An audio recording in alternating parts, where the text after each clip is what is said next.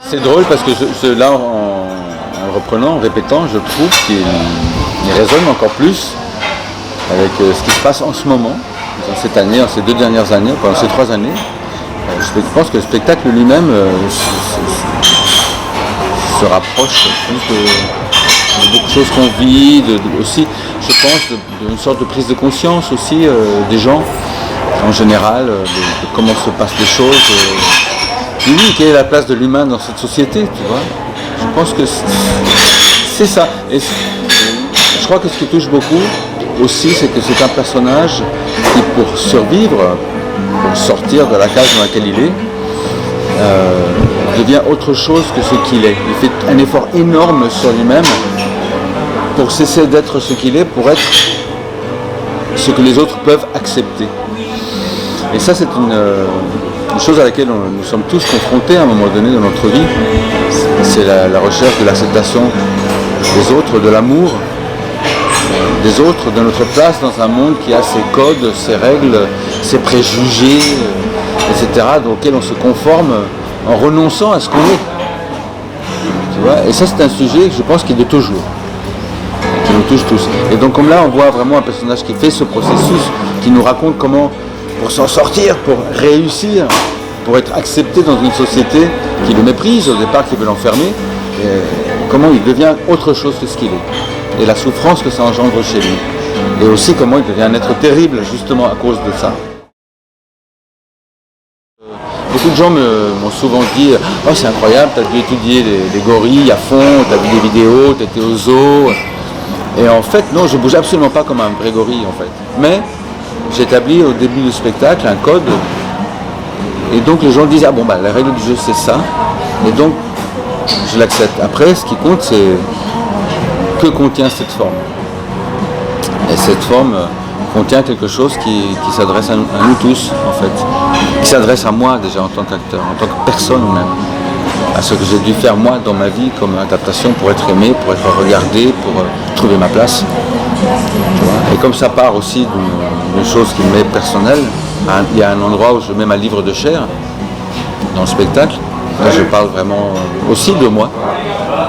Et mon père qui est l'auteur, là je retravaille beaucoup le texte, enfin je me remets en bouche, je vois à quel point aussi il parle de lui, de son aventure personnelle en tant qu'artiste dans ce monde. Et ça parle d'un point réel, intime, personnel, vrai, et donc je peux m'adresser à un endroit que tu peux comprendre. C'est ce qui se passe entre nous dans cet exercice d'imagination, parce que dans la pièce on voit le bateau, la forêt, le professeur qui lui donne des cours pour le musical, la bourse, le chef d'entreprise, sa résidence quand il devient richissime, etc. Donc, mais ça c'est parce que je l'évoque et tu l'imagines, et c'est quelque chose qu'on crée ensemble. Donc il y a ça nous touche, ça nous touche, moi et vous, parce que c'est entre nous, tu vois. Quand tu joues avec d'autres acteurs, le spectateur il est partie prenante aussi, mais d'une certaine façon il est touché et témoin de ce qui se passe entre deux personnes sur le plateau. C'est les rapports, c'est la relation qui nous touche. Parce que l'être humain, il se constitue dans son rapport avec l'autre. Tu vois, moi sans toi, je n'existe pas. Donc c'est un lieu où quand même on croit encore que le théâtre, c'est un instant précieux. Ce que je suis persuadé. C'est absolument précieux le théâtre. Une société sans théâtre, pour moi, elle meurt. C'est un art essentiel parce que c'est l'art de l'échange et du moment, du présent, et de l'exercice de l'imagination.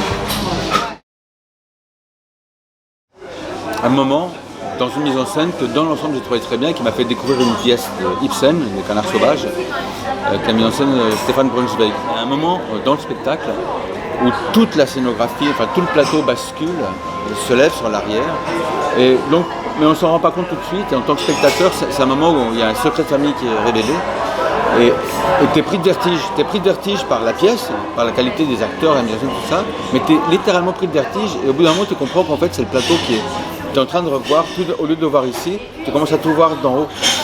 Et si j'ai trouvé que ça, c'était une idée formidable, où la scénographie, le jeu, la mise en scène et le texte, tout à coup se retrouvaient. C'est pas de coup de gueule, tu vois. Oui, je trouve que... comment dire ? Je soupçonne mais ça c'est tout à fait différent, je soupçonne les démocraties, les petites démocraties, d'avoir un petit penchant vers le pouvoir fort, et voilà, et d'être toujours au service de l'argent. Mon coup de gueule, ce serait que vraiment...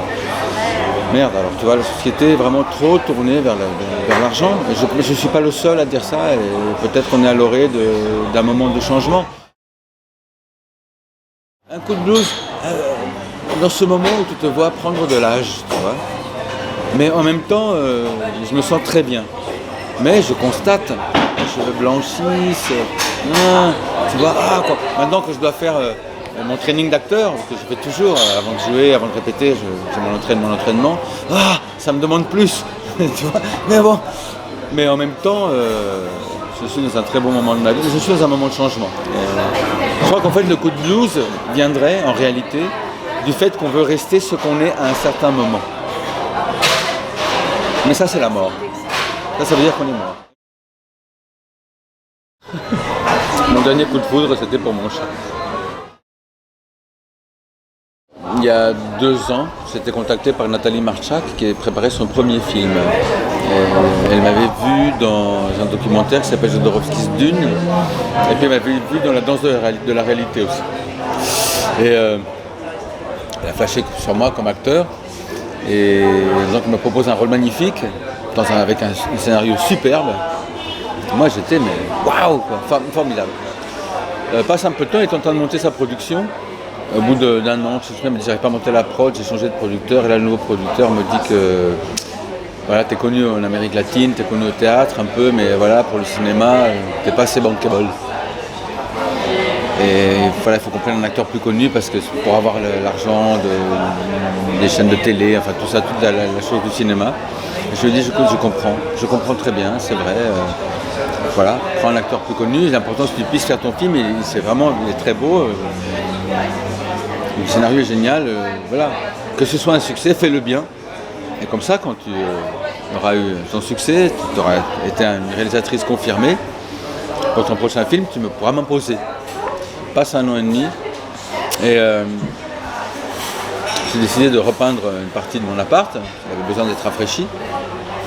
Donc je pousse toutes les choses dans une pièce, et là tu commences à faire le tri, tu vois. Et j'avais gardé ce scénario que j'adorais. Et je me suis dit non, il faut le lâcher, quoi. Donc je l'ai jeté, le scénario. 1 semaine après, elle m'appelle. Bon, c'est tout l'acteur qu'on avait prévu. Et elle était à 3 semaines de commencer le tournage. L'acteur qu'on avait prévu vient de tomber gravement malade. Est-ce que tu es libre? Parce que ça y est, maintenant c'est fait. Maintenant je veux t'imposer, puisque j'ai la production, tout ça. Est-ce que tu es libre? J'ai dit oui. Donc le film s'appelle L'amour qu'il nous faut. C'était le coup de bol, tu vois. Mais un coup de bol triste parce qu'on ne peut pas être content qu'un confrère, qu'un collègue, tout à coup tombe gravement malade. Je ne dis pas qui c'est, mais je lui souhaite vraiment qu'il se rétablisse bien. Je n'ai pas eu de coup bas.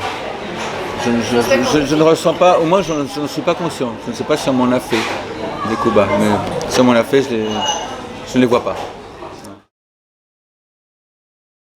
Bon, récemment, j'étais voir, c'est un coup de cœur aussi, j'étais voir l'exposition Paul Klee, qui est magnifique, que je connaissais très mal, en fait.